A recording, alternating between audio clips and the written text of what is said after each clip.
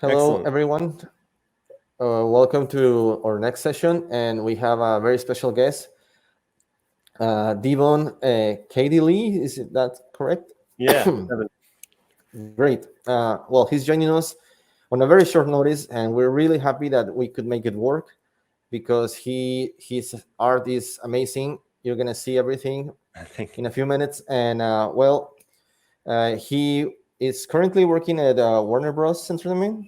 hmm Is that correct? Yeah, I work at Warner Brothers Animation. Animation, sorry. And without further ado, we're welcoming Devon, and you can see all the emojis I on can the see that. It's clapping. actually pretty cool. That's pretty So I'll go behind the scenes, leave you take the mic, awesome. and Cool. thank you Thank for you. joining us. We're really excited to have you. I'm really excited to do this. This has been really interesting doing this so last minute, but I think it's totally cool because I really wanted the opportunity to talk. And German is facilitating it, and I really appreciate him inviting me out here to talk to you nice folks. How you doing, everybody? Hi. I see. I'm reading the chat as well. So yeah, today I was going to talk about kind of my art history, and I have a bit of a slideshow that I was going to present to you while I talk. Does that sound good? So I'm going to kind of go over kind of just my artwork chronologically through my life and like how I've done things. Um, let's see, share the screen. There you go. So I'm sharing the screen now. Can you folks see that? Cool. Excellent. Oh, nice to get the little thumbs up. That's excellent. Cool. All right. I'm going to present here. So yeah, my name is Devon Cady-Lee. I'll go to this slide. Here's some facts about me that I like to share with people right off the bat. I'm from New York City, in the United States. I work in entertainment design. My specialty is character design and visual development and illustration. That's usually what people uh, hire me for. And I'm currently working on Gremlins: Secret of the Mogwai, which is a animated series based on the film, the Warner Brothers film Gremlins, which is sorry, I gotta drink some water. Which has been really fun. It's been very different from a lot of the other projects I've worked on. I've worked since 2006, so you can kind of do the math on how old I am. uh, my year, and that was when I graduated art school. Um, I I was I mostly just focused my career on trying to make artwork that made me happy and just trying to follow that as much as possible. But I would always just kind of wait for opportunities. My process has been, try and make a strong portfolio enough that people can recognize me and then be able to hire me based on the projects, because it's difficult for me to know what projects are out there. So a lot of the stuff I'm doing when I'm freelancing is my own work, and I'm usually not even posting artwork because I'm busy doing freelance work. I'm busy doing working for other people. So it's been kind of a combination of a lot of different kinds of work that I've done over the years, and I've done mostly in video games, but I've also done things for animations like film and board games. I did a BattleBot skin. I've done a lot of random jobs, and so me personally, I like to diversify my art. And you're going to see from kind of like my art history here that my style has changed quite a bit, and that versatility, that has kind of made me a jack of all trades, master of none, really. But I like to experiment. I just like to draw in a lot of different ways, and so that's kind of shaped the career that I have now. So this is some work. This is the earliest drawings I could find of myself. So these are from 2002, when I think I was 15, and I was just like super into drawing comic books. I was really into comics. And So this is one of my original characters on the right here. And then this character on the other side is Nightmare from Soul Calibur. So I was really into video games. I was really into comic books. And I thought I wanted to be a comic book artist because when I was in school, I was not very good at school. So even though I was really interested in biology and animals and things, I never really could do that stuff. because I wasn't really attuned to working in that kind of environment. Like math is hard. So I decided to draw instead. And so I kind of like fell right into that.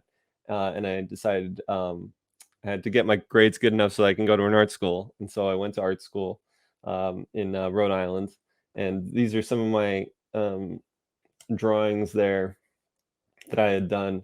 And I was really just experimenting a lot with digital painting and things like that.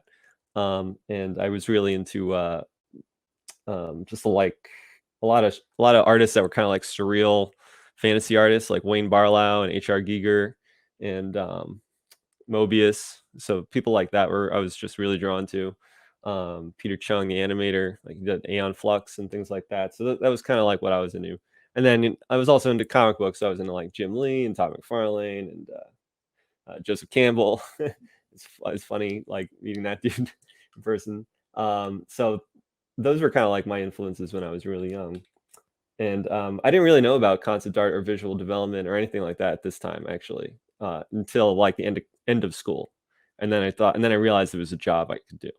But in the meantime, I was still experimenting and doing weird stuff. So I was really into Japanese prints, and so I started doing on this completely different tangent of doing like line art with flat colors and things like that. This is actually a school assignment for Little Red Riding Hood, I think. What was this, 2004?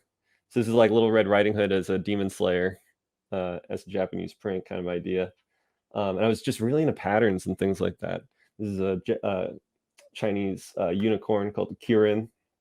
I myself am half Chinese. Actually, I grew up in Chinatown, and where most of my family actually lives. And so, growing up, it's been a big influence on me being half Chinese in my artwork. This is my sister Morgan, and some ink drawing. So I was really just experimenting. I used art school to experiment different kinds of mediums that I had never used before. Like I was only drawing in pencil at the time, and then I started switching over to drawing, inking, and then taking my line art and then colorizing it in Photoshop. So it's really, I would always preserve my line art. So these are like some really early character designs that I had done for a class named Character Design by Shantan Jetty. So he's one of my teachers when I was younger. Also Nick Chainchig, he was awesome when I was in school. And they really let me kind of experiment with characters. And these are just some of my assignments for them.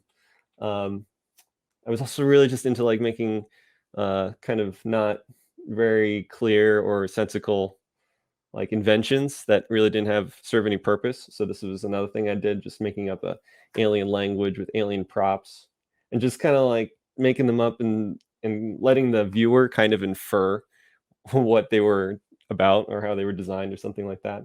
I also did some comic books. And then by the end of the year, 2006, I started discovering concept art and like what it took to be a concept artist. And so part of that was doing orthographs. So I started doing orthographs of characters and things like that. This is a comic book from the page The Ant and the Grasshopper, the Aesop fable. So this is like the last page that I had done for it. My school flyer and things like that. So so this is my graduating show actually with and I'm still friends with this dude. This dude is also a designer and concept artist, Elliot Min. Actually, I'm friends with all these people, of course, but Elliot, I've actually worked with him in after school. So it's interesting how the connections you make in school definitely kind of crop up again. You know, I've the friends I've made early on. You know, you never expect that you're going to get work from someone randomly, but it happens. So that's what I really career-wise, school is great for that, I think. Now this is my first job. So this is my first concept artwork that I had done, and this is for a game called Lord of the Rings Online. So after I graduated school, I was just looking for like a local studio I could work for, and there weren't a lot of game studios at the time. There was like Harmonix and Rockstar, and but there was also Turbine Games, and at the time Turbine Games they were famous for doing MMO RPGs. So they did Asheron's Call and things like that. They also did Dungeons and Dragons Online. And when I jumped on board, they were doing Lord of the Rings Online, which was at the time completely independent from the films. So it had its own art direction. So the entire game was making art based on Lord of the Rings, on like the Lord of the Rings franchise, without influence from the movie, just kind of making it up as we went along. And that was probably the most like fun experience working on an IP that I've ever had. I had my art director Harry Teasley, who I think runs a burger joint now. But he was my first like serious art director on projects, and that was really fun. But I didn't actually start as a concept artist. I started as a contract texture artist. So I wasn't designing anything. I was actually taking. I don't have any examples of those, unfortunately. Not like I would want to show them to you anyway. But they were basically textures of pre-existing models, and my job was to basically just design new skins, right? So it'd be a way I was kind of designing new characters using base models. I was basically doing like variations on things, but I was actually painting and like the actual bump maps and like creating like textures, painting like what do you call it, the breakout. It's a texture page. I would be actually painting that. So it wasn't just designing, I was actually making assets. And that was a big learning process for me. I think that was really important. And at the time I was like, I'll take any job that gets my foot in the door, because there's just like not a lot of jobs that were straight up character art. It was mostly like character art, but you also have to be able to 3D model. Like they wanted a lot of generalists, and I guess I was just picky. And I really wanted to wait out for that concept art gig, or something where I didn't necessarily have to do 3D work directly, or something where I could just do texture work. So I kind of tried to hold out for that. And yeah, I was very fortunate that I was able to find that, because in hindsight, that was like a big gamble. I really should have just learned 3D and taken whatever came to me. But I was just really being a stickler for wanting to want to draw. Like I like 3D. But I like working in like clay and things like that in art school. But I didn't really enjoy the process at the time of working in 3D, because at the time it was like Maya, like ZBrush wasn't really taking off. There was no way for me to access 3D stuff at the time. Now I feel like my mind is changing about that a lot. But at the time I was very just like, I can only do 2D. I'm the 2D guy. And I kind of stuck to that for a while, which probably not the best move, but I was able to find something, so it worked out for me. Now this was a slow, this was an interesting transition for this work. So this is literally my first concept here on the left. This is the first thing I designed ever as an official concept art thing. And that was after I worked there for about 8 months on contract. And then by the end of the project, they actually had to let some people go, including some of the concept artists that were above me. And so they hired me for cheaper. It's kind of how that went. It was kind of messed up. I didn't fully comprehend what was going on at the time, but now I'm fully realizing that's what happened. So part of it was also just being there at the right time.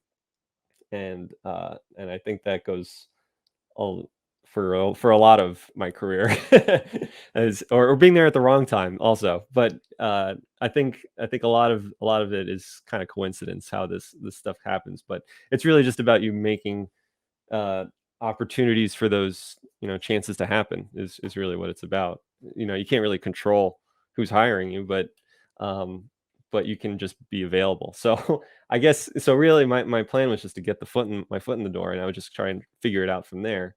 And I just had patience, and I didn't plan on that happening, but it did happen. And fortunately, during that time, I had training, and I was able to take the job. So that was kind of how I first got into the industry at doing concept art. And concept art, is more of like video game specialist kind of a term, I guess. Like if you're in the video game industry, you're a concept artist, and if you're in the animation industry, you're a visual development artist. But they're effectively the same thing. They just kind of work differently. And these were just some characters I had done. These were some bigger monsters. And the great part about working on Lord of the Rings Online was that it was very open-ended to interpret a lot of the text. So a lot of the text, of like the cave trolls. If you look in the film, they actually don't really stick that close to the book description, and I don't blame them for that, because they're not like required to adhere to the exact book description. Tolkien was not very good at describing things, actually. If you didn't know this, like Legolas's hair color is actually never described in the books. It's kind of funny. So and so those are the kind of things we would run into when we were working on it, is that we would find things, like try and find the information in the books, like scraps of info to kind of work on. And I think that it was really fun to just like do research, like read back, like on everything, all the monsters and things like that, and it like informed it. So these are some characters that this was the cave troll that lives in the mines of Moria kind of thing. And so all of his armor is made from like all the dwarves he beat up, and he uses like their axes and beards as like trophies around his waist and things like that. And in the book, he's actually described as scaly and green, like almost like, and I interpreted that as like a crocodile almost. And then they have one toe. So I designed him with like this almost hoof kind of thing. That's how I interpret it, as like a hoof, like a one toe is a hoof. But it could also be like one toe is like an elephant, like a stump of a foot. And so I think that's the fun part about interpreting text and designing off of something that's written, is that you can really interpret it in a lot of different ways. Yeah, here's a dragon I did for the game. Huh. Yeah, it's interesting seeing this stuff after a long time. My painting process has changed, but it's also very similar. Yeah, these are some more. This is Galadriel, and she's really associated with swans and the leaves of Lothlorien, so that was a big part of her costume. This guy who kind of looks like the mouth of Sauron, but he's actually what are they called? Like the Dark Numenorians or something like that. They're like basically evil men that live a long time. There's a lot of crazy stuff in the books. Anyway, so switching over to other projects that I started doing is because of Lord of the Rings Online, I was also really inspired to do my own book project. And so I started working on artwork based on a movie, actually. No, it's based on a book series called Dune. And I did a lot of artwork for Dune based on Dune, using this kind of the information I had from the process I used for Lord of the Rings Online. So I was designing a lot of Dune artwork. So I read Dune and I absolutely loved it. I was not involved in the most recent film, but I'm super excited about it. I haven't seen it yet. I'm sure maybe some people here have seen it, and it's been amazing. But basically, I use Dune as like this side project to just like make my own artwork. And this is from what do you call it? Dune Messiah. This is Princess Aaliyah. And then this is from Children of Dune, this is Lita the Second. Oh, whoops, this is a little out of order. But anyway, I was still working on my Dune artwork at this time. But I think so this is like my earliest Dune artwork. I'll probably go back to some of my Dune artwork to see if I can find some more. But yeah, these were the first kind of paintings I did. These are 2010, 2009 that I was working on these. So this is like a side project I've kind of carried with me. And I've always just kind of fallen back to it because it's really fun to do it. When I got into Dune, it was basically because I wanted to practice painting techniques. And so I was looking at Orientalists, the Orientalist period of art, which is like Singer Sargent and Jerome and those kind of crazy dudes, Zorn, and they were just like excellent painters. And I just wanted to like copy them and see if I can make Dune artwork that was in that style, that sort of Orientalist style, because they did a lot of artwork that was based in like the 1800s, like the Middle East. Basically, they toured the Middle East and did paintings while they were there, and also like took back stuff and like painted it. So it was a great time, and I thought there was a lot of correlations between that and Dune. And also as a side project, I do a lot of pinup. So I use these other things outside of work almost as practice or to experiment with things. And so I was just kind of working in this. These are from 2008, 2009. So these are just paintings I do of people just chilling out or doing whatever, but just practicing different techniques to do it. Now this is interesting. This was at the time I was really into experimenting, but I was not very good at cartooning, or what I thought was cartooning. And this was actually I want to show you this. I don't think this is very good, but it's my first experiment into doing cartoon work and doing expressive stuff, and like designing characters as shapes rather than as like anatomical primates, with expressions and things. So I think it was interesting to kind of go through that, that how like it was really foreign to me as a concept to like draw cartoons, but I really wanted to get into it. And at Warner Brothers, there was an opportunity where, sorry, my nose, where we were designing a game for Warner Brothers to buy Turbine. So Turbine was like on the market, so to speak, and Warner Brothers was basically trying to buy them up. And Warner Brothers was like basically trying to convince. Turbine was trying to convince Warner Brothers to buy the project, and so we do like pitch work to kind of get them interested into buying the studio. So they had Harry Potter at the time. Harry Potter was hot in 2000, or maybe the series had just ended or something like that. But they were trying to make Harry Potter games, so I did some like really early Harry Potter stuff on a game that would have been basically like a Harry Potter MMO, which I guess never happened. But they still got bought by them anyways. Now Turbine is owned by Warner Brothers, and I work for Warner Brothers, so it's kind of come full circle. Yeah. So I was also doing more again, as I did still working on my own stuff. These are pin-up artwork that I continued doing 2010, 2010. These are from after Warner Brothers, I decided to leave and join Tencent Boston, who now actually they own League of Legends actually. So I joined them before they owned League of Legends, and they were trying to make an MMO in America, and so they wanted to. Oh no, they didn't want to make an MMO in America. Sorry, they wanted American developers to develop a game for them in China, because American MMOs did very well in China, like World of Warcraft, EverQuest. A lot of the games that are really big here also are big in China, but the MMOs that were made in China were not necessarily taken off. So they really wanted to take American developers to make a Chinese game. So that's basically what the project was, and it was fun for a while, but I couldn't really get into it. Now this is moving on to 38 Studios. Now this was more of an illustrator role with concept art, but this was really where I started changing my style more dramatically, and started really painting more instead of just drawing with color I thought I was doing before. That's how I describe it. Like painting with color versus drawing with color. Like I was trying to think as a painter rather than as just an illustrator that was filling in my lines. Maybe that makes more sense. So this was really the first project where I started really feeling like I was painting. And I was really copying like people like Leyendecker a lot. And so these were kind of like illustrations I'd done for that studio. And we had done a lot of work for them. And I was at that studio for a couple of years, but they made a historical flop and exploded. And the owner of the company nosedived real hard.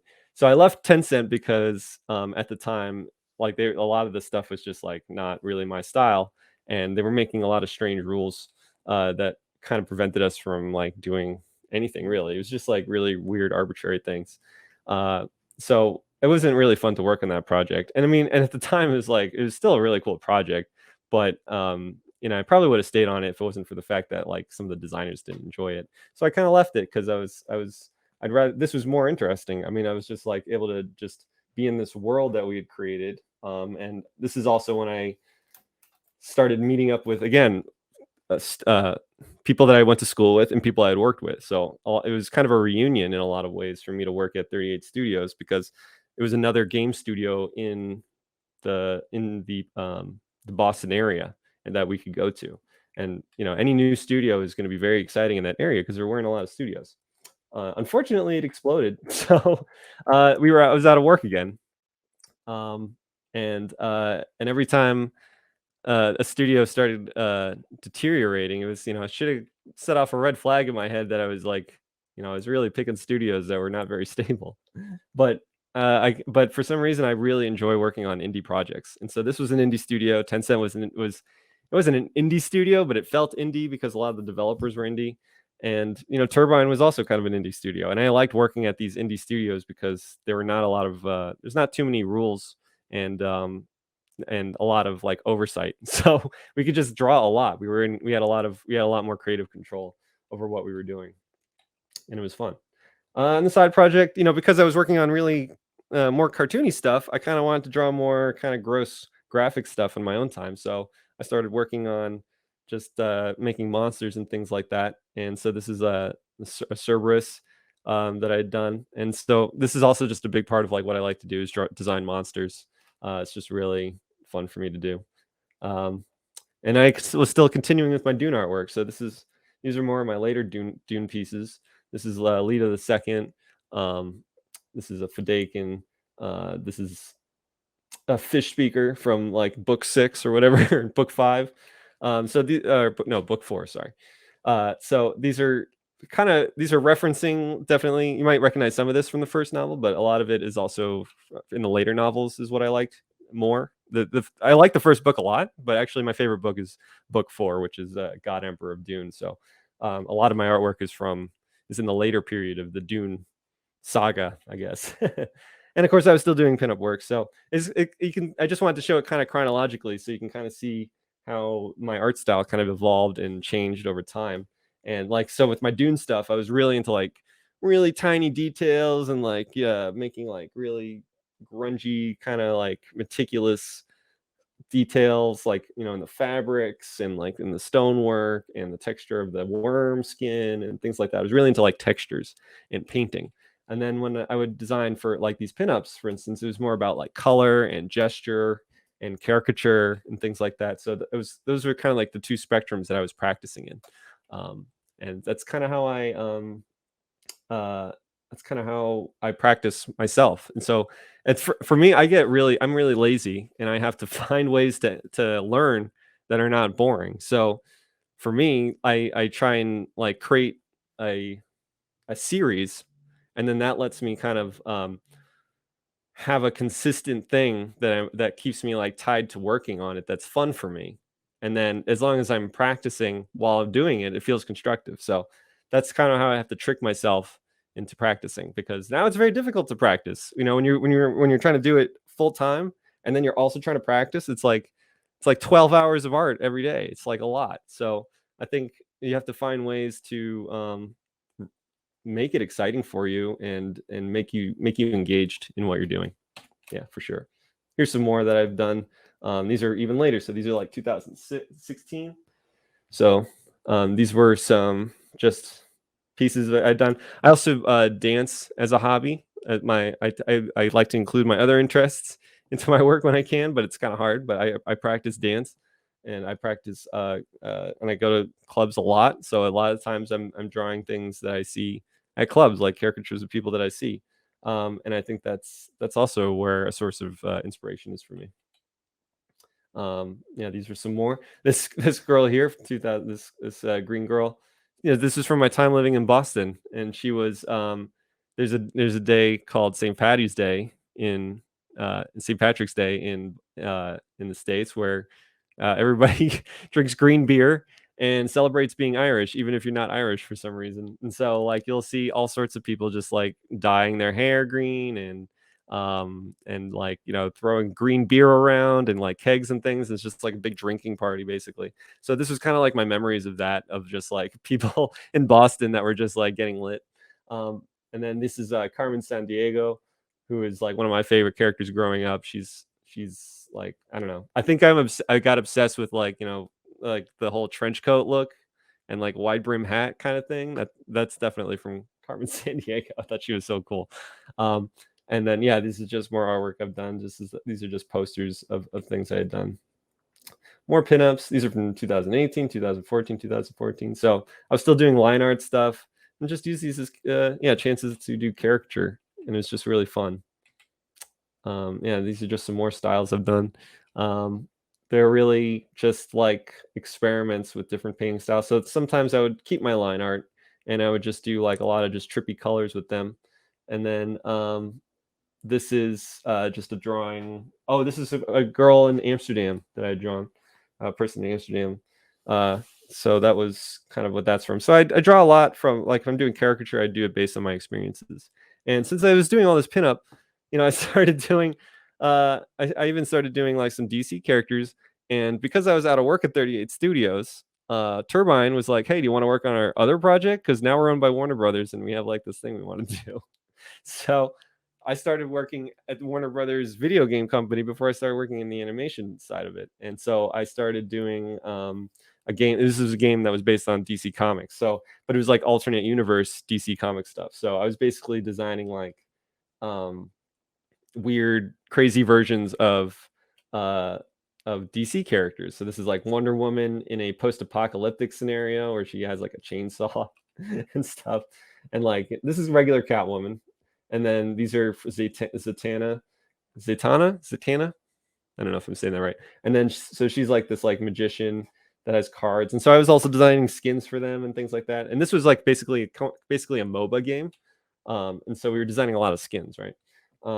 Now this is these are two characters. Yeah, this is Wonder Woman, and then this is Catwoman, steampunk Catwoman, which is really fun. And so this is kind of like me getting really into costume and things like that. And it was fun. It's just like fun to do pinup, but like eventually, it does kind of get a little tiring. So I really wanted to do something that was more what's the word? More just designed from scratch. Like it's fun working on the DC characters for sure. It's awesome working on those characters. But I just wanted to working on something that was like an IP that was original, so that we could just make up the stories as well. And I think that's a big part of why it's fun for me is that sort of like designing around narrative. So I wanted to be able to do backstories and like design original characters for things. And so the studio in Seattle contacted me called Motiga Games, and they hired me to do this game called Gigantic. And this was a PvP game, and I guess is the best way to describe it. And the objectives are to like slay this beast monster. So each side has a giant beast, and they're trying to murder each other. And you're basically this little character that's like running on the other side of the map to like help wound the other one, so that yours has an opportunity to finish them. So this is one of the characters I designed for it, Lirin. Although I did not design the original for this because this was an amazing art team. I worked with some really amazing artists. I worked on really amazing artists at 38 Studios too, and they definitely leveled up my artwork. And I only got noticed for this project because of my work at 38 Studios, because they wanted to look for someone that was more expressive, more stylized. And so up until then, my work was not very stylized, as you saw. It was very much like more realistic and detailed, like my Dune stuff.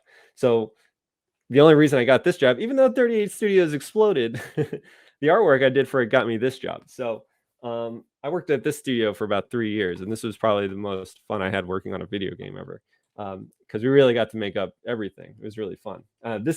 This painting here is actually not entirely mine. This is a collaboration I did with Vinod Rams, who's an amazing artist himself. He worked on the game with me, and he contributed a lot to the art style. So you should look him up too. This guy, he designed these two characters in the back, and I painted and designed this character in the foreground, and then we remerged the paintings on top of each other so that it looked like it was one person that did it. I thought it was pretty cool. And then this one was just me designing some of his characters that he designed these three, Sven and these two up front, and then I designed these two. But it was just really fun because we got to do everything. We got to illustrate, we got to do like character concepts, we got to design movements and things like that. And so this character was actually designed for my art test. This was so I did do an art test for the project, but I really wanted to do it. Like I really wanted to participate, so I did it. And I don't really enjoy doing art tests because usually they're unpaid, and if they're unpaid, and unpaid art tests are really like kind of unfair and weird. So I didn't really enjoy doing art tests, but this one was, I really wanted this opportunity because it was something I'm not really familiar with. And so by every right, I mean, they should test me because they don't know if I can even do it, right? I didn't know if I could do it. So I designed this character for their project, and it was just based on a prompt. The prompt was a swords person with a pet. And so it's interesting seeing like especially after getting there, like seeing what other people had done too. But the focus of this character for me was the swordsmanship. They had to be a really good, mysterious swordsman. Also, they had to be mysterious. So mysterious swordsman with a pet. So basically I was thinking like Zorro, like the Zorro character, but basically, someone who's like masked and they have a sword, of course, and then a pet. So like what would the pet be? So my thought process there was maybe like a tiny pet that would be portable and that would not like overshadow the ability of the swordsperson's weapon. So, the real highlight of this character is that they're a really good swordsperson. So the idea was that their pet would be really small. So I came up with this theme of like, well, they have to be mysterious. So I put a mask on them. And so I thought, maybe they're super mysterious. They don't talk, they don't make any noise or anything like that. So I made it sort of like a quiet animal, like an owl. That's what I guess what I was thinking. And so this theme became like a predatory bird kind of theme. And they actually have an arm missing. If you can notice that they don't, one of their arms is actually gone, and they replace it with a cape. And then the cape kind of acts also as a weapon, but it also shrouds the fact that their arm is missing. And so this was Tyler Swift. And so for the character, I thought, well, this could be a bird, but then he would be kind of like Birdman, like kind of like how Batman just covers everything he does with bats. This guy would just be a bird guy who hangs out with birds. So I thought that was a little monotonous. So I thought maybe more like a prey animal, like a mouse or something like that, would kind of be more subversive. And I think it's an important detail because but this character is very quiet, so there's no real way to express themselves other than through their actions, and their actions are to take care of this little mouse. So if a predatory bird can be friends with a mouse, then there's got to be something decent about this person, right? So I think that's a big part of the character is being accompanied by this like smaller pet to kind of show what's the word, uh, empathy towards something else. Otherwise, he would just be, some evil dude who likes birds. This is Woo. He's a frog dude. Not really a lot about him. He was inspired by like Battletoads and Teenage Mutant Ninja Turtles and that sort of thing. And he's a martial arts frog. This is Ashling. She wears her father's coat, and her father is actually a dead spirit that was like possessed in a sword, and she uses it to fight with, but also her father kind of protects her and comes out of the sword and like performs skills as well. So this is kind of like the pet class. Here's some of the animations so you can kind of see how it went. So these are excellent animations by Kyle Dahl, and this is by Johan. Johan's an amazing animator, and both these dudes are amazing. They both done work for Riot, and Johan worked at Weta Studios, which is kind of crazy. Like the guy who animated King Kong worked on these characters, which is kind of insane. And then of course we did a ton of skins. So it was really great to just be able to take each character and kind of explore their themes. And the rule we had was that we would never do anything kind of fourth wall breaking. Like we would never do like a full on Christmas themed, whatever. The idea was that it would always have its own universe that we would kind of design things for. And we use skins to kind of like tell stories as narratives. And so that's kind of what we did. And this is like 2014. Yeah.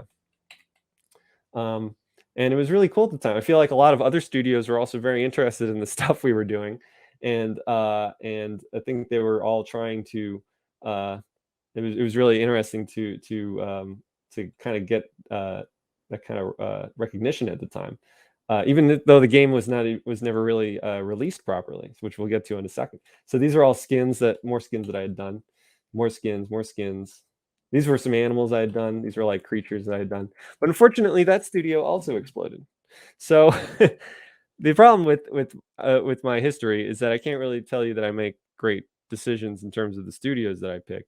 But I feel like over time, what I've learned is that you can't really just depend on the project always coming out. You have to really enjoy what you're doing in the moment, and that lasts past the project. So I've kind of learned that after a while. I didn't really have a lot of success as a game developer, not necessarily because it was because my art, although it kind of felt that way sometimes. I was like, am I just like cursing every studio by joining them? But over time I just realized like I really enjoyed a lot of the stuff I was doing.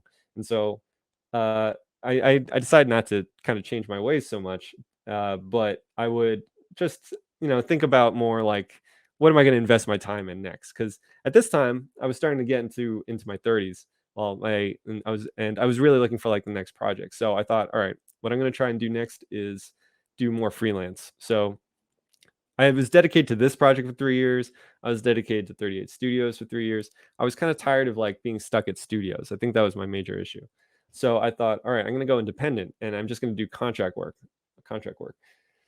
So this was an opportunity to do other kinds of fields. And so as a contract artist, I started getting into film and animation. So these were things I had actually done for the Scoob movie that for Warner Brothers. Coincidentally, again, Warner Brothers gave me work. I guess Warner Brothers kept hiring me, so I kept working for them. And so I guess that's just how it's been so far. Because it's just funny that they've hired me like 3 times in 3 independent projects. I guess I just like my work, but and I like them too. I mean, Warner Brothers has like a lot of awesome IPs to work with, and Scooby Doo was a really fun project to work with. I mean, I grew up with these characters watching like Cartoon Network and things like that, so I was super psyched to kind of work on these guys.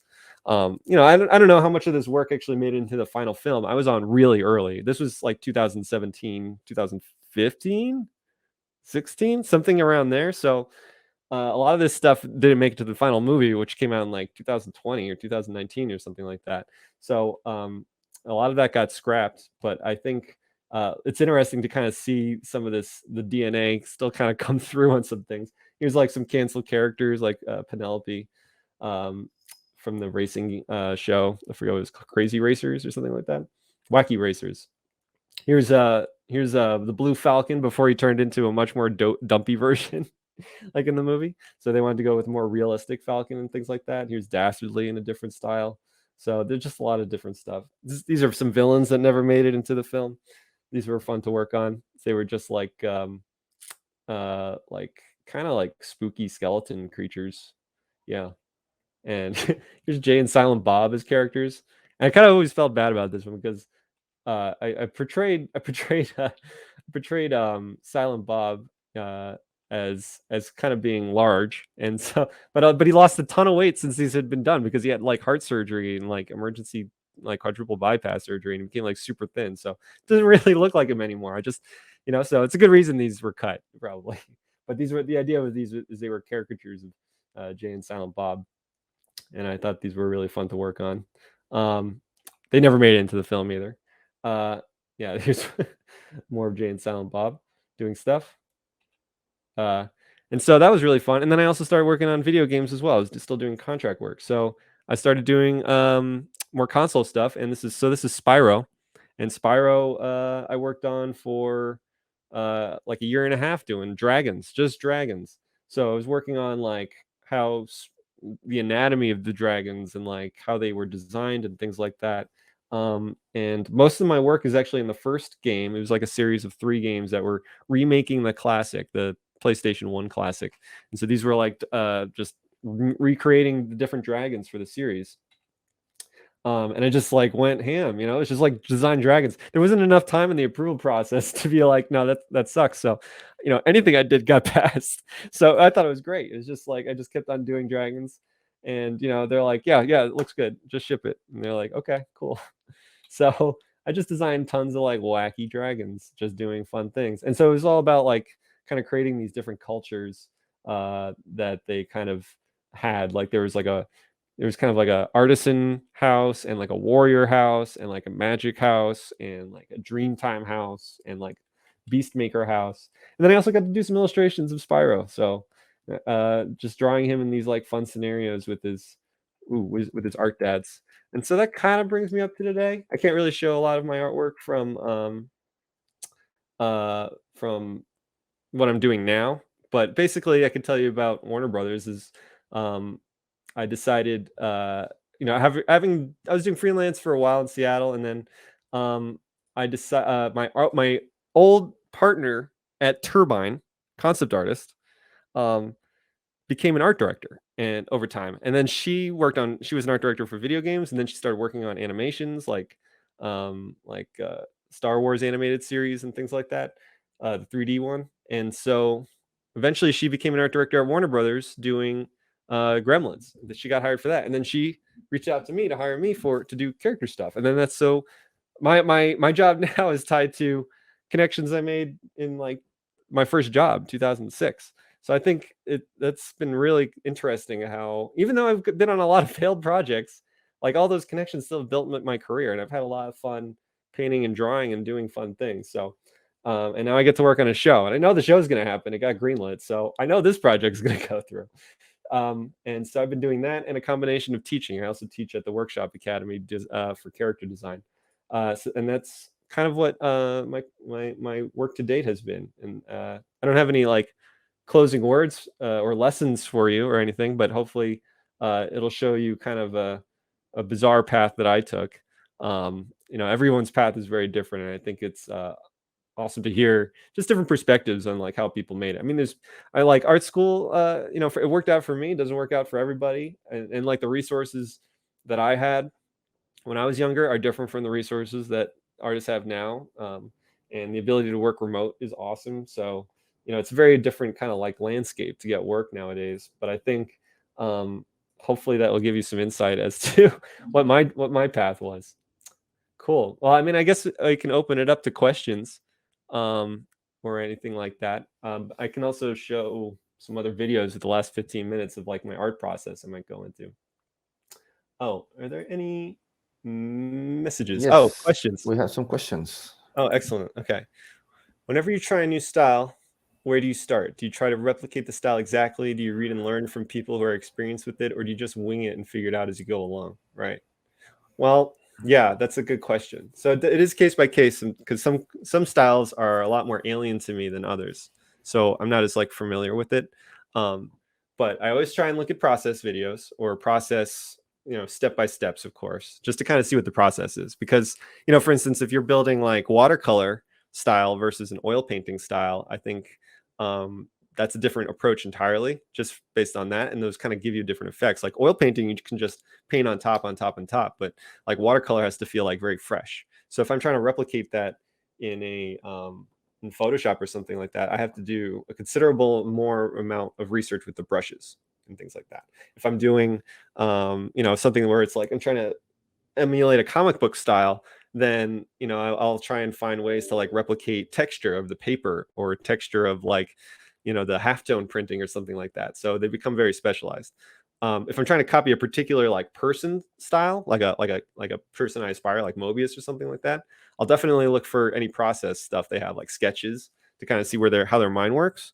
And then the other thing I can tell you is to not just look at your favorite artists that you want to replicate a style on, but look at the kind of artists that they looked at, because that is a big eye opener for me. Is if you find out like that Hayao Miyazaki was actually influenced by Mobius, and like a lot of things make more sense when you look at things like Nausicaa, Valley of the Wind, and you realize that there's all this cross-pollination going on already. So yeah, I think looking at the artwork, not just the person's artwork or the style you're looking at, but like why those styles kind of came to be, kind of help you understand the style more too, like what the spirit of the artwork might be. Like if it's a style like the kind of like if you're doing like raunchy road work, like Jelly Bean art or something like that. I forget what his name is, but like road art, I'm trying to think of some names here.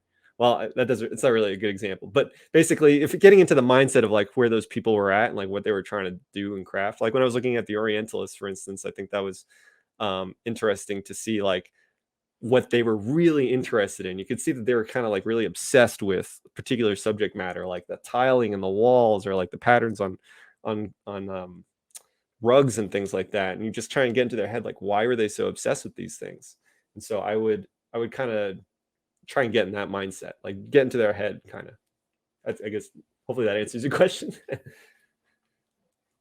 Do you think that the study of classical art helps your artistic development of today? Oh, absolutely. Classical art as in like just doing like atelier kind of drawing and things like that. I think foundation is super important, and a lot of that comes from classical art. Like it's classical and it's foundation because like a lot of it doesn't change, what the important principles are, like value, gesture, and all these things. Those ideas don't change. It's just a matter of like how they're taught, I think might be developing differently. But it's different to be, there's definitely there's merit to looking at classical work and classical art as inspiration and like, see how they did stuff back then. But it's not necessarily the most valuable way to absorb the information by doing it the classical ways. Like I definitely see the value in like taking a plaster cast and like replicating all the shadows and things like that. Is it like the most efficient, best way? I'm not sure if it is. There might be techniques. There's definitely techniques of drawing and understanding drawing that are different from that. But I think if you want a good sense of drawing foundation, like you want things to really feel like 3D, you really want things to feel voluminous, to have like volume and like feel like properly lit and things like that, then classical art is definitely the way to go. I don't think it's the end of any means, but it should definitely be looked at for sure. Oh, which illustrations the studio asks for you for the exploration of some character? And what does they ask you when you got to send reference to the 3D modelers? Oh, so ask for the exploration of some character. Oh, I can show you some of the work I've done for, let's see, show you on ArtStation. Cool. Always cool work on ArtStation. So normally, like it kind of changes from project to project, but I'll share my screen. But like a lot of the stuff, I would send it to particular artists here. It would just be these. It would just be like this kind of work. And so what was necessary was to do back turns like this and then prop call outs. Oh, so that we could see things from different angles. Oh, sorry, it's not. We couldn't see your Oh, screen. there we go. Sorry. Here we go. So yeah, I mean these are just paintings I had done for it, but you can see here there's like a back drawing of particular areas and back orthos and prop call outs, because the thumb is blocking it. So the thing is, I was working with very talented 3D modelers that could just interpret this work, and I was also working very closely with them, so they could easily just turn around on their desk and ask me a question. So I didn't really have to explain a whole lot to them, and they would just whip these out. They would whip out these models. So, but for different projects, I do have to be a lot more explicit. And like for instance, something like this was Spyro artwork I did, and they were just like brainstorm, like just come up with a bunch of different head silhouettes and we'll see what we like, So I think these were just like explorations. These were variations based on the same animation rig. So it definitely changes from project to project, like the quality and the level of art. Like these are a lot of what I'm doing is a lot of exploration work. So I don't really have to do full on orthos. That being said, for the stuff I do for Warner Brothers, it is full on orthos. I have to draw like basically turnarounds of the character and very specific texture call outs and things like that, because a lot of the work's being outsourced. So whenever you're working with an art studio that you're not familiar with, a lot of times you have to be pretty explicit because you basically have to pay for messing up. Like if their work comes back and they mess up and it's not the way you like it, but you don't have a note that specifically states the way that you want it to be done, they can get away with not fixing it. So when you're working with outsourcing studios, you have to be very specific. That's just how it is. Due to a lot of indie studios being unstable and the atmosphere of AAA studios being oppressive, dark, have you ever considered going full indie and working on one-man projects? Yeah, I mean, I have projects that I'm thinking of constantly, but I don't really know what medium they should be executed in, so I just kind of draw and paint them. I do some world building of my own, but the reality is I enjoy working with other people, and I guess that's my curse, is that I like working in studios and getting feedback and like collaborating and things like that. That otherwise I would be more probably just an independent artist, just making my own thing. But I enjoy the process of making something much bigger than myself and making something like collaborative that, you bounce the ideas off of, and like there's like back and forth and stuff like that. That's my favorite process. So as much as I do have projects I want to work on my own, I don't necessarily know exactly how to execute them yet, but I do have ideas. Yeah, I have a lot of weird side projects I'm thinking about. Also, I don't know who would consume them. I don't know who it would be for other than myself. So I might just make them for myself and just have it be like that. Yeah. what are recruiters looking for in a visual development portfolio? Yeah, let me see. Maybe I can. Oh, am I still sharing? Yeah, I can stop sharing. But I think, let me see. I can actually show some of that. Teaching materials. I have a little bit of a portfolio assets kind of thing that I like to go through. So when I'm teaching, I usually have. I don't necessarily go over all of these, but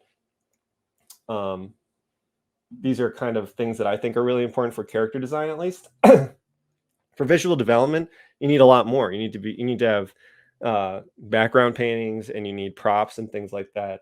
You know, you need a lot of different other kinds of assets, color keys, things like that. Since I only work as I primarily sell myself as a character designer, visual development artist. So I do visual development, but I mostly work on character work. So I have a particular kind of portfolio that I think is good to have. So showing examples of hero turnarounds, so being able to rotate a character left, right, side, and things like that. Thumbnails, your ability to do thumbnails, your ability to do poses, and your ability to do expressions. And then it's nice to have things like call outs, phonemes, effects, and scale. So I'm going to show you some stuff. This is not my artwork. These are just like things I downloaded off the internet. So these, for instance, this character doing phonemes, and like, so you're doing like mouth shapes and stuff. This stuff is not required for a character portfolio, but it's nice to see if you've never done it before. It's nice to do it's nice to go through the process of figuring this stuff out, because you do eventually end up doing things like this. Doing turnarounds, again, not my work. This is Ryan Andrade, but these are just examples of different kinds of orthographs, like being able to rotate a character and things like that. And then character effects. So these are, again, so I would say these things like orthographs are very necessary. FX callouts are not very necessary, but they're nice to have. It's just things to boost and bolster your stuff, and then prop callouts and things like that. So so this is work I've done. This is work I did for a character design book, actually. So these were like preemptive ideas, where I was trying to just sell my ideas. And then I also did expression sheets for like how that character performs. And these are some prop call outs. These are some orthographs of the character from different angles. Here's a detailed painted up back view, and here's a detailed painted up front view. So I would say those are all like the assets. Oh, and also I did some poses, like different silhouette changes for the character. So I would say those are the primary amount of assets you should have for a character design portfolio. Not necessarily phonemes and all that, but definitely expression sheets and things like that. Hopefully that helps. Yeah. Oh, why those indie studios broke? Which were the decisions that brought them down? Oh boy, you want to get into it? All right. Well, let's see. Well, the independent studio Turbine didn't really like fall. They just got purchased. They got bought out by Warner Brothers. So they were trying to sell themselves. So Warner Brothers bought Turbine. Tencent Boston, they were trying to make an MMO. MMO is way out of their league to try and do with the amount of people that they were hiring, and they didn't really have a clear direction in terms of the design. So the game kind of floundered. People started leaving the project, and so there weren't enough people to work on it. And so they tried to transition to doing mobile games, which had moderate success, but it wasn't enough to actually maintain a studio there. So instead, what they did was they bought studios. So they started buying other studios up in the States, including things like League of Legends. So Tencent still exists, but Tencent Boston no longer exists. 38 Studios was they were promised money by the state of Rhode Island to like move to their state, like, and to bring in like entertainment business to Rhode Island. Rhode Island promised money. That money fell through. The entire studio basically collapsed without people knowing about it, and it was super epic. There was like 2 or 3 weeks where no one was paid money, but people were still staying around because they enjoyed the studio that much. And then eventually the whole thing did actually explode. And then let's see. And then Motiga exploded because it got it kept getting readopted by different companies. So first, Perfect World, Microsoft Studios, they both had influence on the game, and as a result, we had to do back design, like client design, for both, the Xbox Live service and Perfect World service and Steam service at the same time. And so the actual people that should have been working on the game had to work on all these platforms to transition the game. And so the game went really behind. And so when it was kind of like soft released, it didn't have any reception because it was the half the game was made. So that was kind of tragic. And then let's see what else. I think that's all the studios I've been to that have floundered. But yeah, I don't know if there's a common thread in all those, but I think the fact of the story is indie studios are hard. It's very difficult to run an indie studio. It's very difficult to get money for an indie studio. It's difficult to get investors. So you really have to have a strong team. And even with a strong team, there's still a risk depending on the kind of project that you're doing. And a lot of the stuff I've tried to work on are very ambitious, and it hasn't really stopped me from applying to those studios. But the big risk is that they will collapse, and that's just how the reality of it. But I do it anyway because I enjoy I like working at indie studios. So sue me. Hopefully that answers your question. Be honest, Marvel or DC? Ooh, I'm gonna have to be honest. I prefer DC, and not because I hate Marvel. I love Marvel. It's just a different tone. And there's definitely a bunch of Marvel characters that I like more. Like I was really into Spider-Man and Venom and things like that when I was a teenager.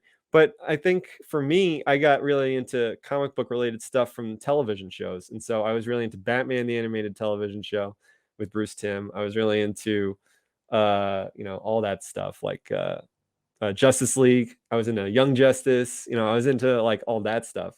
The movies are okay. I know, and I enjoy the Marvel movies, and I enjoy the DC movies. But really, for me, it's about the shows because I really like the shows. I also really like the Spider-Man show. That was a great show. And I loved X-Men, of course. I mean, everyone loves X-Men. So I just ended up watching way more DC stuff. And I guess part of me is the DC lore is just like super, it's like very mythological. And I kind of like that aspect about it. And Marvel obviously is like mythological stuff with like Thor and stuff, but the DC canon is very mythological in the way that they portray all these characters. Yeah. Hopefully that makes sense. There's no right or wrong to that answer. As a concept artist, are you interested in learning 3D? Yeah, I am very much so. And this is a poll that we did. Oh, sorry? This is a poll that we wanted to show also to the. Oh, yeah. This poll. Oh, I didn't see the poll. Oh. So you can see the results. Oh, sorry. I'm going to have to say Dune for that one. And but also, what's your opinion on this? Will it be a yes? Lord of the Rings versus Dune? For this one in particular. For this one in particular. Yes. Yay. Yes, I'm definitely interested in learning. I mean, the thing is, I did 3D sculpture, like in clay. Like I did real physical clay work. And that was really, I've also my wife is a ceramicist. So I actually work in 3D physically. I just don't necessarily do it with my digitally, but it helps me a lot because having 3D ability or 3D skills I think it lets you rotate things in space a little easier. If anything, it makes you can actually just design your own reference, which is super useful. Like I would love to be able to just make things in Blender, like a quick illustration setup. I would like those kind of skills. Those are really fun. But for me, definitely just at least working in clay has helped me understand 3D form a lot better. So I highly respect 3D. That's a great tip. Super important. Dude. I mean, sorry, Dune is just like so epic and awesome. And there's just like so much crazy stuff in it, like conceptually crazy stuff. Lord of the Rings also obviously has like some really crazy conceptual stuff, but it's very like it's very romantic in its ideas. Dune is very pragmatist and like kind of a little dark and a little more cruel, and I guess the tone just is a little bit more appealing to me in that sense. They're both like just basically fantasy novels, especially the first Dune book. Now, okay, I'll say this. I prefer The Hobbit over the first Dune novel. I also prefer Lord of the Rings as a series over the Dune series, first 3 books of Dune. But the fourth book in the Dune series is probably one of my favorite novels of all time. So it's hard to say. It's a little bit of a toss up, but it leans Dune. It leans Dune. I just have a bigger connection with Dune. Awesome. Well, it's been a really amazing talk, and seeing all your artwork and all the questions were also very interesting. We want to thank you, Good question. Devon. It's been amazing, and like we say, we're hoping that next year when we do the event live, we can have you here as our guest. We would love to invite you to Monterey, and well, if there's any parting words, we're just very happy, and I think everyone can attest with the emojis how they like this talk.